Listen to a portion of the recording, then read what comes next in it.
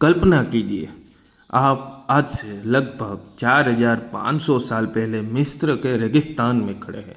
आपके सामने 146 मीटर ऊंचा एक विशाल पत्थर का पहाड़ खड़ा है। करीब 23 लाख पत्थर, जिनमें से कई का वजन 2 से 15 टन तक है।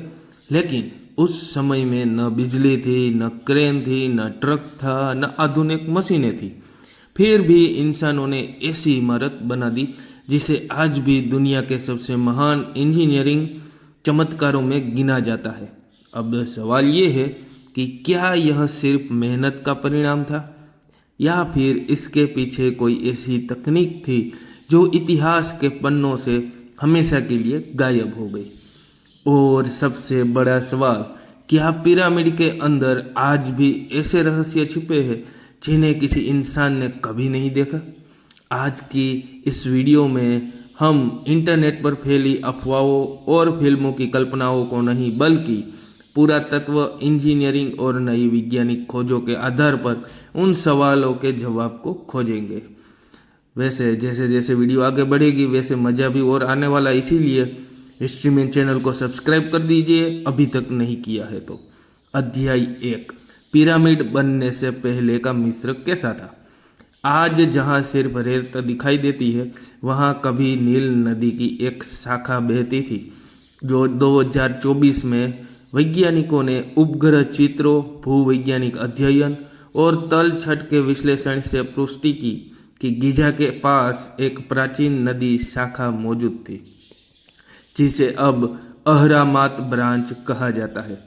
यही खोज निर्माण के सबसे बड़े रहस्य का एक महत्वपूर्ण हिस्सा सुलझाती है। पहले वैज्ञानिक सोचते थे कि लाखों टन पत्थर रेगिस्तान में कैसे लाए गए होंगे।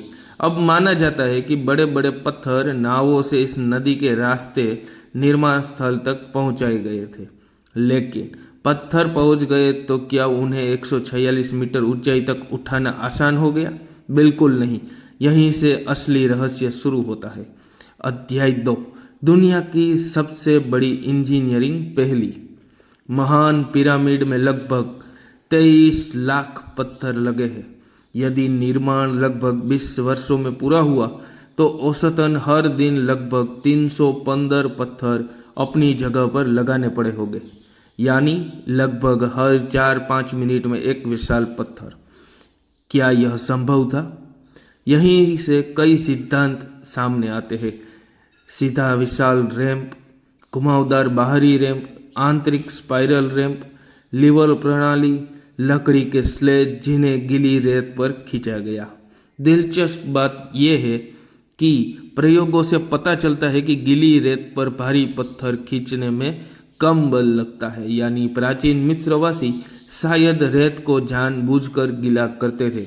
लेकिन अभी भी किसी एक सिद्धांत को अंतिम सत्य नहीं माना गया है। अध्याय 3, क्या पिरामिडों के मजदूर वास्तव में गुलाम थे? कई दशकों के तक दुनिया यही मानती रही कि मिस्र के पिरामिड लाखों गुलामों ने बनवाए गए थे। क्या कहानी, फिल्मों, टीवी सीरीज और लोकप्रिय पुस्तकों में बार बार दिखाई जाती यह घटना सत्य है? लेकिन सन 1990 में गिजा के पास एक ऐसी खोज हुई जिसने इतिहास की इस धारणा को बदल दिया। पुरातत्वविदों को पिरामिड बनाने वाले मजदूरों का पूरा गांव मिल गया। वहां उनके घर, बेकरी, मछली के अवशेष, गौमांस की हड्डियां, चिकित्सा के प्रमाण और कब्रें मिली। अगर ये गुलाम होते तो उन्हें राजा के पिरामिडों के पास सम्मान पूर्वक दफनाने की अनुमति कभी नहीं मिलती। शोध से पता चला कि ये प्रशिक्षित कारीगर और मजदूर थे, जिन्हें भोजन, रहने की जगह और उपचार मिलता था। कुछ मजदूरों के टूटे हुए हाथ पैर भी ठीक किए गए थे। इसका अर्थ ये है कि उनकी देखभाल की जाती थी, यानी पिरामिड केवल पत्थरों का ढेर नहीं थे, वे उस समय के सबसे बड़े राष्ट्रीय प्रोजेक्ट थे। अध्याय 4, मेरेर की डायरी, जिसने 4500 साल पुराना राज खोल दिया। कल्पना कीजिए, आपको 4500 वर्ष पुरानी किसी इंजीनियरिंग की डायरी मिल जाए 2023 में 2013 में लाल सागर के किनारे वादी अल ज़ार्फ नामक स्थान पर यही हुआ। वहाँ पपीरस पर लिखी एक डायरी मिली। इसे मेरेर की डायरी कहा जाता है। मेरेर एक अधिकारी था जो मजदूरों की टीम का नेतृत्व करता था। उसने लिखा कि कैसे चूना पत्थर की विशाल शिलाएं नावों में लादकर नील नदी के रास्ते गिजा तक पहुंचाई जाती थी। यहाँ अब तक मिला सबसे पुराना प्रासंगिक दस्तावेज माना जाता है। इस डायरी ने पहली बार प्रत्यक्ष प्रमाण दिया कि पत्थरों का परिवहन लगभग जल मार्ग से ही होता था, लेकिन डायरी यह नहीं बताती कि उन विशाल पत्थरों के ऊपर कैसे पहुंचाया जाता था। यही रहस्य आज भी जीवित है। अध्याय 5 पिरामिड के अंदर छिपा 30 मीटर लंबा रहस्यमय कक्ष। अब कहानी और भी रहस्यमय हो जाती है। 2015 में वैज्ञानिकों ने एक अनोखा प्रयोग शुरू किया। उन्होंने पिरामिड को खोदा नहीं, उन्होंने उसमें कॉस्मिक किरणों यानी म्यून टोमोग्राफी का उपयोग किया। ये वही कण है जो अंतरिक्ष में लगातार पृथ्वी पर आते रहते हैं। इनकी मदद से वैज्ञानिक बिना दीवार तोड़े यह देख सकते हैं कि अंदर कहाँ ठोस पत्थर है और कहाँ खाली स्थान है। 2017 में दुनिया हैरान रह गई। महान पिरामिड के अंदर लगभग 30 मीटर लंबा एक विशाल खाली स्थान मिला। इसे बिग वॉइड नाम दिया गया। सबसे चौंकाने वाली बात तो यह है कि आज तक कोई नहीं जानता कि यह कमरा किस लिए बनाया गया था। क्या यह निर्माण तकनीक का हिस्सा था? क्या यह किसी अज्ञात कक्ष तक जाता है, या फिर वहां अभी भी कुछ छिपा हुआ है? आज तक इसका उत्तर किसी के पास नहीं। अध्याय 6 क्या पिरामिड एक पावर प्लांट थे? इंटरनेट पर लाखों वीडियो ये दावा करते हैं कि गिजा का महान पिरामिड बिजली पैदा करता था। कुछ लोग कहते हैं कि यह एक विशाल ऊर्जा मशीन थी। उनके तर्क के अनुसार पिरामिड में ग्रेनाइट का उपयोग हुआ, जिसमें क्वार्ट्ज होता है। क्वार्ट्ज पर दबाव पड़ने से पेइजो इलेक्ट्रिक इफेक्ट हो सकता है, इसीलिए पिरामिड ऊर्जा उत्पन्न करते हैं। सुनने में यह रोमांचक लगता है, लेकिन अब विज्ञान की बात करते हैं।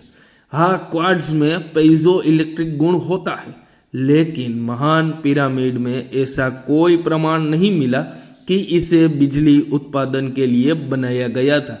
ना कोई तारे मिली, ना कोई विद्युत उपकरण, और ना ही ऐसा कोई पुरातात्विक प्रमाण जो इस दावे का समर्थन करे। वैज्ञानिकों का मानना है कि यह विचार आधुनिक कल्पनाओं से लोकप्रिय हुआ, लेकिन अभी तक इसके समर्थन में विश्वसनीय साक्ष्य नहीं आया है। यानी यह एक रोचक परिकल्पना के अलावा कुछ और नहीं है। अध्याय 7 एलियन थियरी की सच्चाई। अब आते हैं सबसे प्रसिद्ध दावे पर। क्या पिरामिड एलियंस ने बनाए हैं? यह विचार 1967 में प्रकाशित एक लोकप्रिय पुस्तक के बाद दुनिया भर में फैल गया।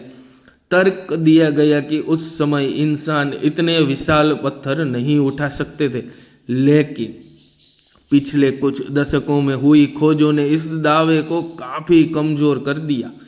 आज हमारे पास है मजदूरों का गांव, उनके औजार, पत्थर काटने की खदानें, मेरेर की डायरी, नील नदी की प्राचीन शाखा के प्रमाण, अधूरे ओबेलिस्क और निर्माण के निशान। इन सब को जोड़ने पर यह स्पष्ट होता है कि निर्माण इंसानों ने ही किया था। हाँ, हमें आज भी हर तकनीकी विवरण नहीं पता है, लेकिन हमें सब कुछ नहीं पता और इसीलिए एलियंस ने बनाया। इन दोनों बातों में बहुत बड़ा अंतर है। विज्ञान उस निष्कर्ष तक नहीं पहुंचता जिसके समर्थन में प्रमाण ना हो। अब आपको ये वीडियो अच्छा लगा हो तो हिस्ट्री में चैनल को सब्सक्राइब करना मत भूलना, क्योंकि मैं आपके लिए इतिहास के ऐसे रोमांचक और मिस्ट्री वाले वीडियो लाता रहूँगा। Thank you for watching.